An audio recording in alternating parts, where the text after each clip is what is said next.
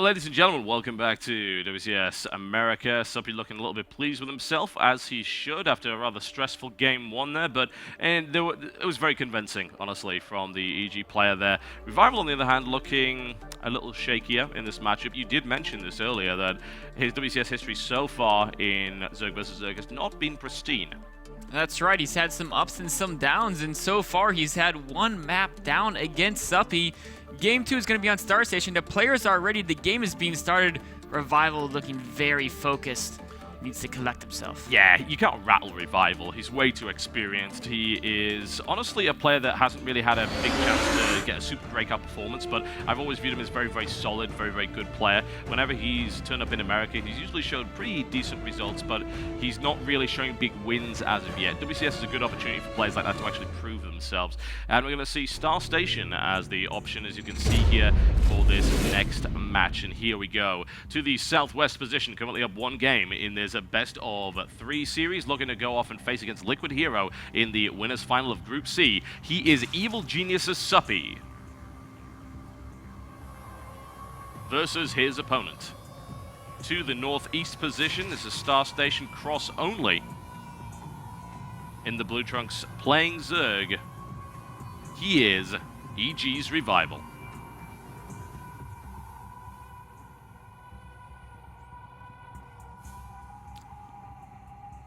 So, Star Station, cross only now. Both players are going to realize exactly where their opponent spawns, so no kind of random, semi-random overward scouting luck and who gets to scout who first. Yeah, that's exactly true. And it does affect the kind of choice of builds that you have here. The cross spawn is a very recent change to ladder. It only came in the last couple of weeks, and some tournaments have decided to abide by it immediately. I believe am I right in thinking that MLG always did Star Station cross only? We did. Yes. The very first time we introduced it, I actually had some unfortunate ladder games when I was playing the Zerg, and I was like, you know what? let's not have all the spawns. So we changed it. Yeah, and it turns out that that's the way the tournaments are going right now. I believe it's possible that GOM TV still uses one other spawn. But regardless, the players knew, and of course that will affect the strategies in play here. Nothing too funky out of these guys so far. Both going pool first, and then they're going to follow up with a hatchery. So no one's doing any crazy one-base Baneling or one-base speeding type play, and we have seen a little bit of that in the past, but typically on a map where you're going to know where your opponent is, you can send that overlord. It's going to tell if there's a hatchery there or not, and as soon as your opponent sees that you're not building a hatchery at the expansion, they're of course going to react and get the appropriate amount of defense to defending funky type of play. Indeed. Suppy's going to grab the gas again fairly early, whereas Revival has shown no sign of getting it yet, so could very well be seeing the same style out of both players.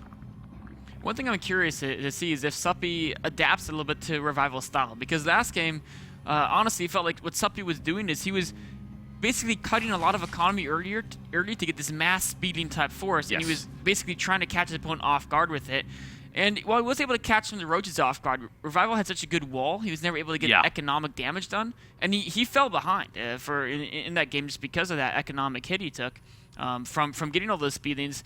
So this game, if he suspects Revival is going to do a similar type of play, maybe he'll get a few more drones out the 3 bases before adding in speedlings or roaches. Yeah, exactly. The ideal scenario in that build is that you get past that wall and you wreak havoc on your opponent. The interesting thing about wreaking havoc is that huge roach run by Revival actually didn't do a lot of damage at all. Even though the drone count appeared low afterwards, no drones were actually killed, which was a very curious thing indeed. Those roaches kind of engaged and killed other roaches, but didn't kill anything else.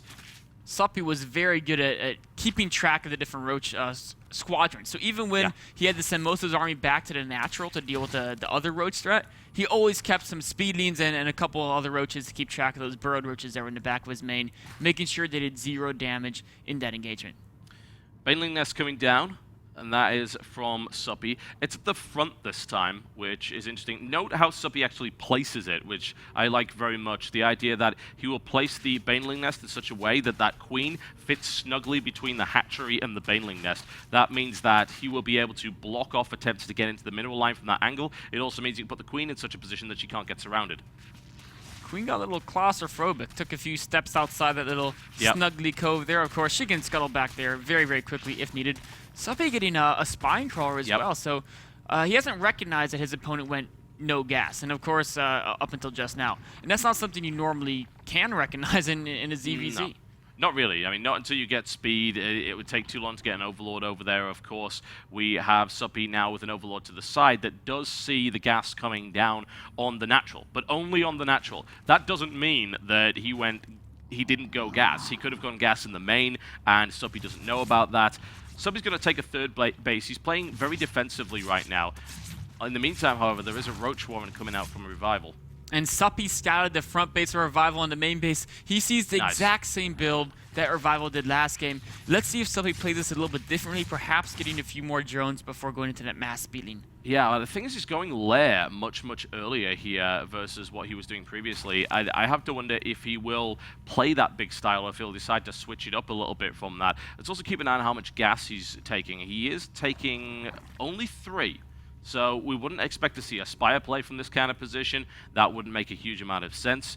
But I'm intrigued to see where this goes. And it's so odd to see Suppy like switch over to play a really defensive style versus Revival, who of course plays a defensive style by default because he doesn't have any ability to attack. I think we're going to see Suppy just say, you know what, you're going to play 2 base Speed Roach? Well, let's do 3 base Speed Roach, and I'll have more Roaches than you. Exactly. A perfect reaction to how he's seen Revival play. He can assume the exact same build. He does need to get a few more drones, though. I mean, he's not cutting as many as he did last game, but he's still stopping at about 44. And against an opponent who's going to kind of turtle on 2 bases, focus so much on upgrades and the speed timing, you could probably squeeze a few more of those drones out before you have to go and start your unit production. Yeah, that would be a really nice thing to see. I like the fact that we're seeing Suppy push his Spine Crawler forward more than it should be able to, thanks to the use of that Overlord. That's something we're seeing a little bit more now, especially with the Spore Crawler change. It's a great place to just throw Spore Crawlers down in a position that your opponent doesn't expect them to be, maybe catch a few mutas out here and there.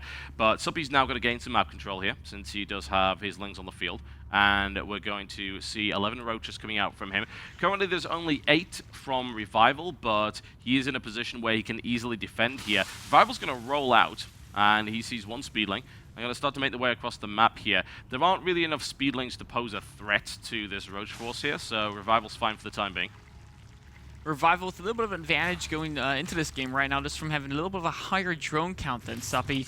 And as the time goes on, that's going to mean he's going to be able to max out on Roaches faster. He can afford a few more upgrades. We can see he's already got 2 Evo Chambers against Suppy. Just has 1 with the second one on the way. Yep.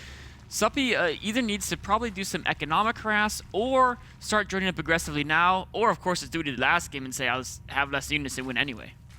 Yeah, it's so strange to think about that, isn't it? Especially when you're using the same units and your opponent's got the same upgrades as you, and yet you win anyway. So how does that happen? Well, you know, it's all about that engagement arc. It's all about taking those good fights. 13 drones coming up behind this for Suppy, so he definitely heard you. But do you think this is the right time to drone up? I think it is. I think the brighter time would have been earlier, but it's still fine to drone up now. I don't think he can die to an attack from Revival, as long as he doesn't keep droning up. Right now, the drone counts are even. Revival, from playing basically a greedier opening game, is just a little bit ahead in the Roach count, but he's not. He's ahead by 10 Roaches. In a map like Star Station with 3 hatch production, you're going to easily produce 10 Roaches in the time it takes your opponent to cross that map. Yep, a couple of Lings run into the wall of Roaches. That is ideal because Suppy is able to get that information and pull back. However, bear in mind that this attack could very well hit the 3rd base. The 3rd base on Star Station is ridiculously exposed. He doesn't have those same choke points that he can use to set up a really good defensive concave. That's right. The only advantage he's going to have is a closer reinforcement angle. Yep. And Revival's saying, you know what, I think that's enough of an advantage for Suppy. I don't want to try to commit to this battle right now. I'm going to drone up myself, get a Hydra to stand and transition into a mid-game. Yeah, I like that, honestly. It seems like if you want to throw a ball of Roaches at your opponent, you better be damn sure that you don't need to get out with them. It needs to be a situation where you can kill something. And Revival, even regardless of the run-bys last time around, didn't actually manage to achieve that. Round of 13 drones coming out right here from Suppy, which will start to give him that economic lead. Hydra Den coming down for both players, but it's already finished for Revival. And of course, he is going to have a +2/+2, and is looking for Hydra range as well. Both players progressing up to the exact same competition. I'm interested to see one of these guys going to either go for an attack or saying, you know what, for both on Roach Hydra, the defender's going to win, so we should start transitioning. If we know he's not going to attack, should we add Infestors? Should we go for Swarm Hosts? Hive Tech for potentially either Vipers, Ultralisk, well, probably not Ultralisk, but maybe Broodlords even. Well, I guess Vipers would probably counter Broodors in this matchup using Abducts. But when are these players going to decide to make a late game transition or say, you know what, I'm afraid he's transitioning, so I need to hit him right now? Yeah, that's the interesting thing, isn't it? How much information do both players have? The fourth base gets spotted here, and that's the first strike for this game. Revival postures towards it, looks to deny it. However, the Overseer spots the force coming in, says, all right, you know what, I don't really want to attack here. He doesn't want to let his opponent's base get up, but bear in mind, he's got his own one coming. That's now being spotted by Suppy, who attempts to engage with a couple of speedlings. And, of course, that gets shut down completely. And now it really becomes a game of chicken. Because you don't want your opponent to get your fourth, but you don't want to lose yours either. So who's going to go for what? Revival, I'm actually really surprised that Suppy pulled back to his third base here, because that's a nice and easy cancel here for Revival. And that's a nice win here. Of course, if he goes up this ramp, Suppy will take a great engagement. Is he going to do it? Ooh, oh, he's backing away. He's trying to lure Suppy to the bottom. Yeah, which of course you don't want to do. The thing is that as you run towards your opponent, it balls your units up, so you have to then reassert your concave. If you run too far, then your opponent can actually break a concave out of his own and get a much, much better firing arc on you. Suppy has actually established a base down at the bottom here, but Revival's single Roach is going to very, very slowly work at it. And now we see Roach versus Roach, the worst battle of all time, going down to the south position. I'll be selling tickets for that after the show. In the meantime, we've got Revival now posturing towards the middle of the map with his entire army. Oh, which Roach is going to win? Looks like Suppy's gets taken out shortly thereafter. Well, that's why you don't fight single Roach versus single Roach. There are no winners in that particular match, and honestly, Suppy is now going to allow this base to go down as well. Oh, there was no cancel either. He was really worried about the flank Revival was setting up on him. Now Revival is pushing forward. A great concave. Actually, both players, Suppy with the better concave right now. Line on line, man. This is musket warfare, Zerg style. And Revival is taking a lot of punishment. However, his Roaches are melting slightly slower than his opponents. The Hydra count is currently 18 to 12. Will that be enough for Revival to deal with that? A Roach flank comes to the side here. Revival pushes forward, taking a few risks here to move into play without any real Roach shield at the front, and now he's going to be shoved backwards. He'll need to make his way out of here as quickly as possible. He'll lose a few Hydralisks as he tries to back off, though. Revival is going to be happy with the way that battle went. It was a fairly even trade. If anything, Revival maybe had a slightly more cost-efficient battle. Plus, his fourth is set up, and he's going to be able to continually deny Suppy's fourth. Indeed, there's a lot of Hydralisks dying to Roaches here, which is never the position you want, honestly. And Suppy is trying to engage, and he's engaging fairly well, but the thing is that Revival just has a bigger army than him, is continually reinforcing it with more Hydralisks from the back. So Suppy will need to back off here. Currently 180 supply to 146 in the favor of Revival as he postured forward once again. The fourth base is fully operational for Revival now. It's up for Suppy, but I can't imagine that Revival wants to let it stay. No, he's harassing with a few Roaches here, seeing how Suppy will react, and he senses vulnerability. He's going to come in to engage. Suppy's units are a little bit spread out. I mean, it could set up a good concave here for Suppy, though, when you think about it, but he gets in nice and close. There aren't all that many Roaches at the front here, and he is able to engage. However, the reinforcements rally in for Revival, which looks like that is going to be enough to crush Suppy's army here. This defense is getting harder and harder by the minute.